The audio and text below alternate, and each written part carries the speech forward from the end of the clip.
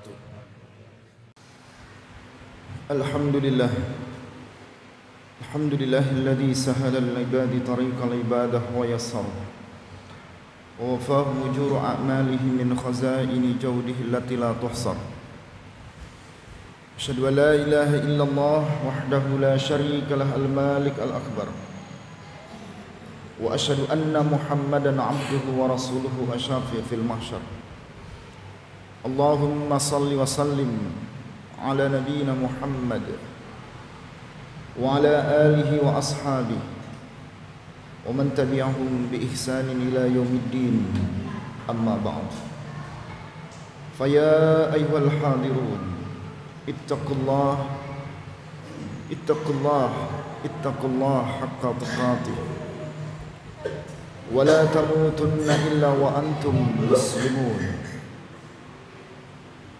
Fa inna asdaqal hadis kitabullah wa khairul hadi Muhammadin sallallahu alaihi wasallam wa syarrul umuri muhdatsatuha wa kullu muhdatsatin bid'ah wa kullu bid'atin dhalalah wa kullu dhalalah finnar. Usikum wa iyaya nafsi bitaqwallah faqad fazal muttaqun. Rabbi shrah li sadri wa yassir li amri wahlul 'uqdatam min lisani yafqahu qawli. Yaqulu Allahu ta'ala fi kitabihil 'aziz. A'udzu billahi minasyaitonir rajim. Inni wajjahtu wajhiya lilladzi fataras samawati wal arda hanifa wama ana minal musyrikin. Surah Al-An'am ayat ke-79, yang artinya sesungguhnya aku hadapkan wajahku, inni wajjahtu wajhi alladzi fataras samawati wal ard, yang telah menciptakan langit dan bumi, hanifah, dalam keadaan mengikuti agama Allah yang lurus. Wa ma ana minal musyrikin, dan sekali-kali tidaklah aku menjadi bagian dari orang-orang yang bersekutu kepada Allah. Ayat ini adalah bagian dari kisah perjalanan Nabi Ibrahim alaihissalam sebagai nabi yang dikenal oleh para mu'arrikh, para sejarah-sejarah agama-agama dunia dengan sosok yang disebut dengan abaul muwahhidin, nenek moyangnya, pendahulu-pendahulunya orang-orang yang bertauhid. Nabi Ibrahim dikenal dengan penggagas pondasi bertauhid bagi pengikut-pengikut umat yang mau beriman kepada Allah. Dan ketika prinsip bertauhid itu diajarkan Nabi Ibrahim alaihissalam untuk kita semua, maka tentunya tidaklah salah ketika kita bergantung kepada Allah, berserah diri kepada Allah, mengesahkan kehidupan ini hanya kepada Allah Subhanahu wa ta'ala. Maka sebenarnya kita tidak menggantungkan kehidupan kita kepada siapapun. Dan itu sebenarnya hakikat makna bertauhid, kecuali kita hanya menggantungkan hidup ini kepada Allah Subhanahu wa ta'ala. Beberapa pekan yang silam, tak lepas dari ingatan kita peristiwa yang dikenang menjadi peristiwa bersejarah bagi republik ini, yang kita kenal dengan peristiwa kemerdekaan, yang tentunya simbol apapun yang digunakan untuk kemerdekaan itu adalah simbol sejarah yang tidak bisa melepaskan diri kita dari bertauhid kepada Allah. Namun sayangnya masih banyak di antara kita yang belum merdeka karena kita belum menggantungkan hidup ini kepada Allah. Padahal sejarah berkata dan sejarah menuliskan dalam rekam jejak perjuangan pejuang-pejuang syuhada kita, bahwasanya kemerdekaan itu adalah berbasis teologi yang disebut dengan bertauhid kepada Allah. Hadirin sidang Jumat yang dirahmati dan dimuliakan oleh Allah Subhanahu wa taala. Ketika istilah merdeka diakarkan kata kepada istaqalla, yang kita kenal dengan kemerdekaan itu berbahasa Arab yang artinya al-istiqlal. Berarti ada talabul qalam, ada pemerintahan, permohonan, pengharapan untuk berada dalam sisi yang bebas, merdeka. Cuman bukan artinya bebas tanpa nilai, merdeka tanpa nilai. Tapi merdeka yang tetap berpijak kepada nilai-nilai kehidupan yang datang dari syariat yang telah Allah dan Rasulnya tuntunkan untuk kita semua. Kemerdekaan yang terjadi tentunya masih banyak yang dimeriahkan bukan dengan memaslahatkan nilai-nilai bertauhid, sehingga mungkin yang dapat kita sebut usikum wa iyaya nafsi bitaqwallah. Kita merdeka tetapi kita masih bergantung kepada sesuatu yang lainnya selain Allah. Padahal bagaimana Nabi Ibrahim, Nabi Musa, Nabi Muhammad alaihissalam, ketiga nabi ini menjadi inspirasi kita dalam khutbah ini. Bagaimana Nabi Ibrahim membebaskan dirinya dari berbagai macam kemusyrikan hanya semata-mata mencari dan ingin membuktikan cara yang baik saat hidup bertauhid kepada Allah. Demikian juga Nabi Musa alaihissalam mengajarkan kita bagaimana membebaskan diri dari penguasa yang zalim, Fir'aun dan seluruh pengikut-pengikut yang saat itu tidak beriman kepada Allah dari golongan Bani Israel. Membebaskan diri dari kezaliman penguasa, dan itu makna bertauhid. Nabi Muhammad alaihissalam juga mengajarkan kita bagaimana membebaskan segala bentuk sifat-sifat kemanusiaan yang cinta kepada materi, cinta kepada pragmatis, cinta kepada apapun yang bersifat kebendaan. Dan itu diajarkan Rasulullah Muhammad SAW dengan konsep bertauhid. Kita lihat bagaimana Nabi Ibrahim membebaskan dengan mengisi merdeka dengan makna bertauhid kepada Allah. Ketika Nabi Ibrahim tidak menemukan sesuatu yang indah dalam hidupnya, bahkan ia menemukan sebuah keanehan, dan setiap sesuatu yang aneh itulah yang disebut sesuatu yang hebat, dan sesuatu yang hebat itulah yang diyakini sebagai sesuatu yang mengatur kehidupan ini. Digambarkanlah pada ayat yang ke-77 pada surah Al-An'am. Ketika Nabi Ibrahim melihat bulan, maka Nabi Ibrahim mengatakan, inilah Tuhanku. Tetapi ternyata bulan bisa hilang. Dan ketika bulan itu hilang, maka Nabi Ibrahim berkata, andai kata umpama misalnya Tuhanku tidak mendatangkan hidayah untukku, maka aku akan menjadi bagian dari orang-orang yang melakukan kezaliman. Dalam kalimat Allah disebutkan pada ayat ke-77 di surah Al-An'am, falamma ra'al qamara bazighan qala hadza rabbi. Falamma afala, maka tatkala bulan itu hilang, qala, berkatalah Ibrahim alaihissalam, la illam yahdini rabbi la akuna minal zalimin. Andai kata Tuhanku tidak memberikan petunjuknya untukku, maka aku akan menjadi orang-orang yang melakukan kezaliman.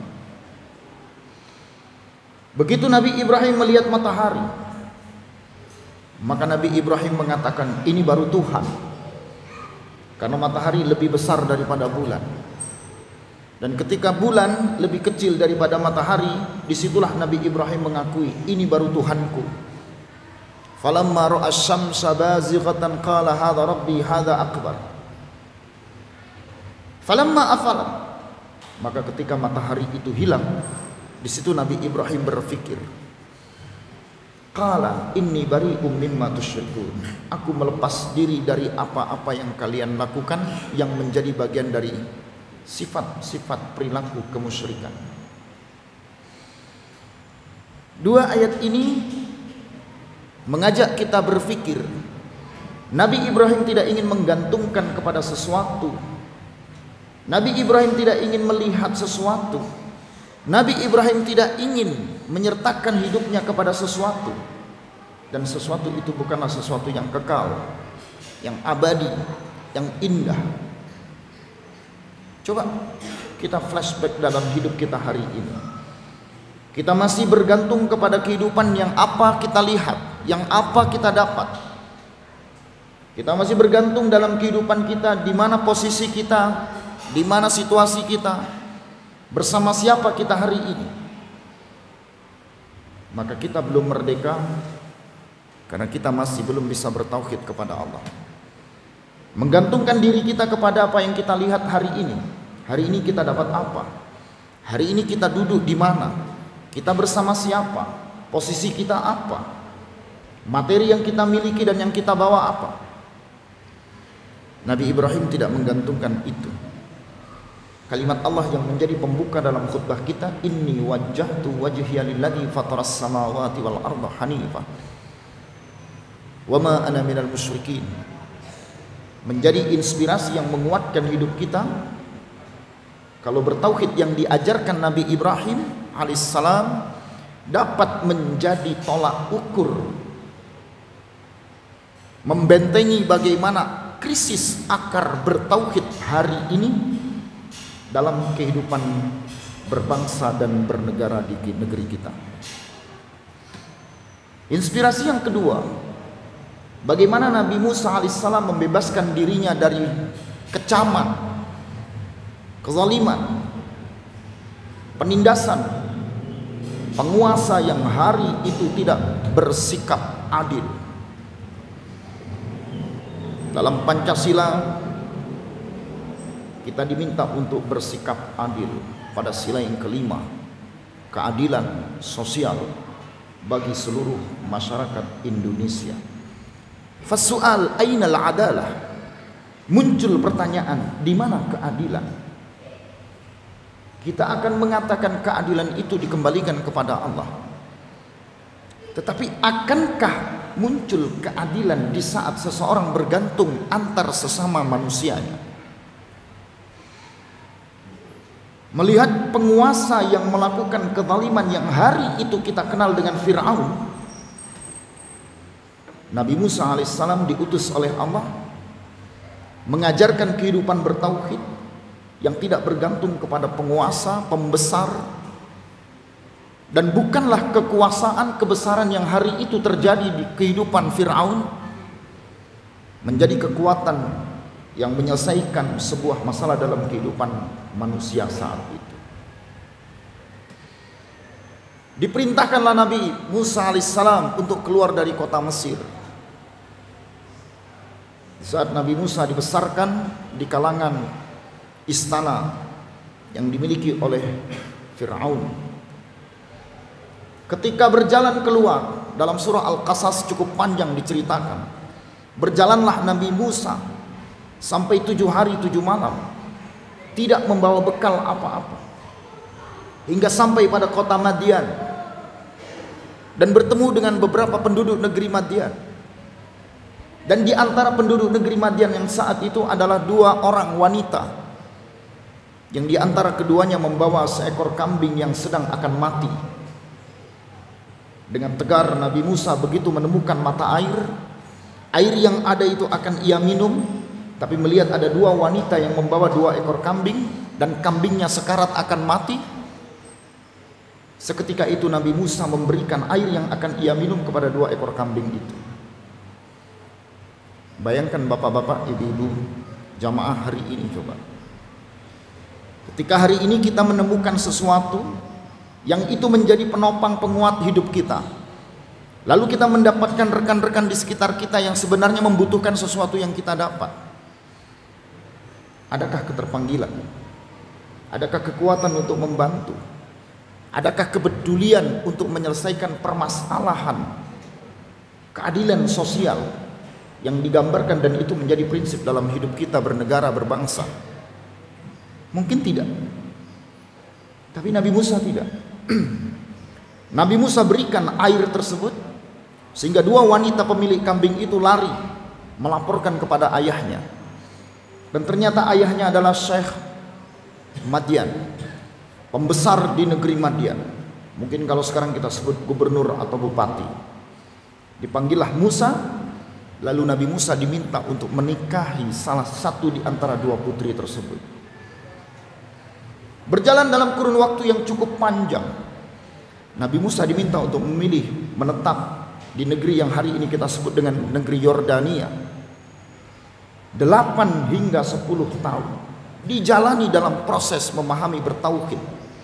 Bagaimana hidup ini mengedepankan nilai-nilai kebaikan, nilai-nilai amanah hanya karena Allah Subhanahu wa taala. Seketika itu, setelah berjalan genap 10 tahun, Nabi Musa kembali untuk membuktikan bahwasannya bertauhid kepada Allah adalah menjadi kunci utama, bukan bersandar kepada pembesar, penguasa. Dan mungkin hari ini para jamaah bisa menafsirkan siapa pembesar dan penguasa itu. Sekembalinya Nabi Ibrahim ingin menghadap Fir'aun, di tengah-tengah perjalanan bersama istri beliau, Nabi Musa alaihissalam dihadapkan kepada sebuah bencana besar, gelap gulita, petir yang menyambar, tidak ada petunjuk jalan. Seketika itu dilihat sebuah bukit Tursina memancarkan cahaya. Cahaya itulah yang didatangi oleh Nabi Musa alaihissalam. Seketika saat itu Nabi Musa mendapatkan mukjizat Allah yang kita kenal dengan tongkat Nabi Musa alaihissalam. Perjalanan itulah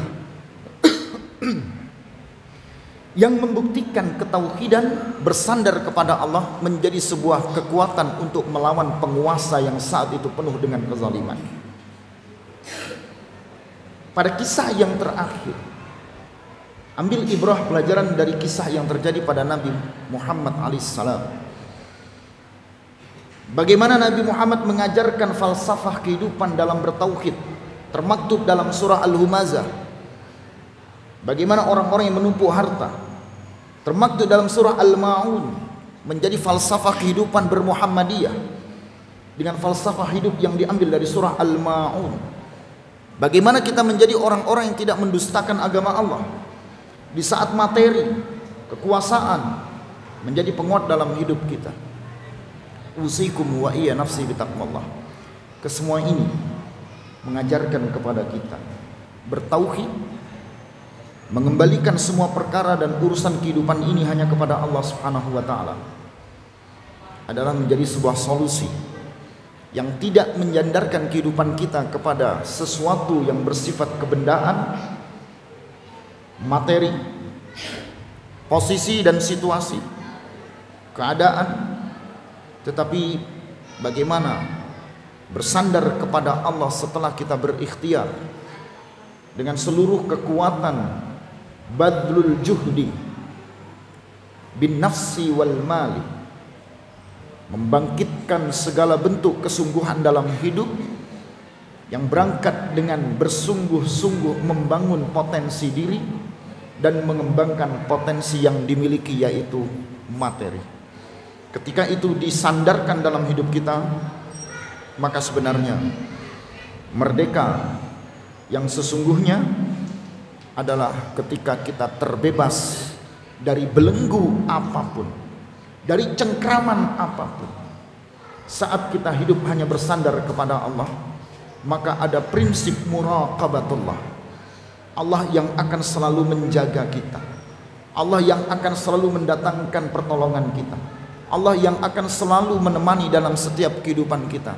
La taqaf wa la tahzan, innallaha ma'ana. Tentunya ada ma'iyatullah, ada kebersamaan Allah yang akan selalu menyelesaikan setiap proses kehidupan. Tidak mungkin manusia mampu menyelesaikan masalah, proses yang tentunya tanpa disadari. Menyandarkan kehidupan ini kepada Allah adalah bagian dari solusi yang memaknai kehidupan, mengisi kemerdekaan Republik ini.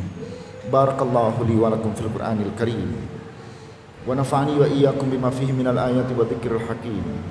Aqulu qawli hadza fastaghfiru, innahu huwal ghafurur rahim.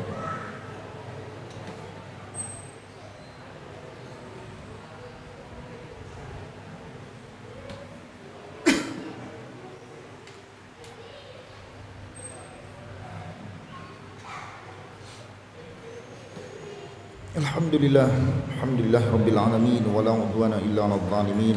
Asyhadu an la ilaha illallah wahdahu la syarika lahu, wa asyhadu anna Muhammadan 'abduhu wa rasuluhu la nabiyya ba'dah. Allahumma shalli wa sallim 'ala nabiyyina Muhammad wa 'ala alihi wa ashabihi wa man tabi'ahum bi ihsanin ila yaumiddin, amma ba'd. Fa ya ayyuhal hadirun, usikum wa iyya nafsi bi taqwallah. Faqad faza al-muttaqun. Ittaqullaha haqqa tuqatih wa la tamutunna illa wa antum muslimun. Yaqulullahu ta'ala fi kitabihil aziz, a'udzu billahi minasyaitonir rajim. Wa ma khalaqtul jinna wal insa illa liya'budun. Dan tidaklah aku ciptakan jin dan manusia kecuali hanyalah untuk menghambakan diri kepadaku. Mari hadirin sidang Jumat yang hari ini mendengarkan, menyaksikan kalimat-kalimat yang sepintas, terdengar tidak begitu lama, tapi mudah-mudahan ini dapat mengisi bagaimana kemerdekaan yang sebenarnya di saat kita menyerahkan kebebasan dalam kehidupan ini hanya semata-mata kepada Allah. Tidak ada yang mengatur kehidupan ini. Seperti di kalimat pembuka yang kita sebutkan, alladzi fataras samawati wal ardh, yang telah menciptakan langit dan bumi. Berarti apa yang ada dan tertata di langit dan di bumi, itulah yang sebenarnya, yang sepatutnya kita yakini sebagai zat yang mengatur kehidupan ini. Kalimat pada ayat 56 dari surah Adz-Dzariyat mengingatkan kita, saat hidup tidak ada sesuatu yang hebat kecuali hanya kekuatan kehebatan itu hanya ada pada ibadah kita. Illa liya'buduni. Kalimat illa bermakna isbat. Ada huruf yang dikenal dengan harful istisna yang berfungsi memaknai sebuah pengecualian. Maka kalimat yang datang setelah kalimat itu bermakna isbat, menguatkan untuk menetapkan sesuatu. Berarti tidak ada yang Allah ciptakan di muka bumi ini dari golongan jin dan manusia. Liya'budu, ada lam ta'kid bertemu dengan fi'il mudhari', maka dia bermakna amr. Berarti kalimat penekanan itu, hidup ini hanyalah ibadah. Dan tidak ada kalimat ibadah sebagai seorang muslim kecuali dia bertauhid kepada Allah. Hari ini ibadah apapun yang kita lakukan, mahdah yang ada tuntunan dan syariatnya, atau ibadah ghairu mahdah yang tidak termaktub dalam tuntunan dan syariatnya, maka itu semata-mata hanya untuk mengisi ibadah kita kepada Allah, mentauhidkan diri kita semata-mata untuk memberikan pengakuan Allah Subhanahu wa taala tempat sandaran kita semua, yang di kalimat Allah dalam ayat lain disebutkan Allahu As-Samad. Allah lah tempat segala sesuatu itu bergantung dalam kehidupan ini. Mudah-mudahan kita menjadi bagian dari hamba-hamba Allah yang menggantungkan kehidupan ini kepada Allah Subhanahu wa taala. Mari kita berdoa semoga Allah Subhanahu wa taala mengiringi kekuatan dalam kehidupan kita agar hidup ini selalu bersandar kepada Allah dengan bertauhid, dan hidup ini hanya berkekuatan, tidak ada kekuatan lain kecuali keridhaan Allah lah yang menjalankan kehidupan ini menjadi lebih bermakna untuk kita semua. Innallaha wa malaikatahu yusholluna 'alan nabi ya ayyuhalladzina amanu sallu 'alaihi wa sallimu taslima. Allahumma ighfir lil muslimina wal muslimat wal mu'minina wal mu'minat al ahya'i minhum wal amwat innaka samii'un qaribun mujibud da'wat. Allahumma a'inna 'ala dzikrika wa syukrika wa husni ibadatik. Allahumma arinal haqqa haqqan warzuqna ittiba'ah warinal batila batila warzuqna ijtinabah. Allahumma aslih lana dinana alladhi wa ismatu amrina wa aslih lana dunyana allati fiha ma'asuna wa aslih lana akhiratana allati ilayha ma'aduna waj'alil hayata ziyadatan lana fi kulli khair waj'alil mauta rahatan lana min kulli syarr. Allahumma ij'al jam'ana jam'an marhuma waj'al tafarruqana min ba'dihi tafarruqan ma'suma. Allah sahil umurana wa umur walidayna wa umur jami'i a'immatina wa umur jami'i muassasatina birahmatika ya arhamar rahimin. Allahumma anfa'na bima 'allamtana wa 'allimna ma yanfa'una warzuqna 'uluman tanfa'una fid din wa dunya wal akhirah. Rabbana zalamna anfusana wa illam taghfir lana wa tarhamna lanakunanna minal khasirin. Rabbana hab lana min azwajina wa dhurriyyatina qurrata a'yun waj'alna lil muttaqina imama. Rabbana atina fid dunya hasanah wa fil akhirati hasanah wa qina adzabannar wa qina adzabannar. Bifadlika subhanaka rabbika rabbil izzati amma yasifun wa salamun alal mursalin walhamdulillahi rabbil alamin. Qimis shalah.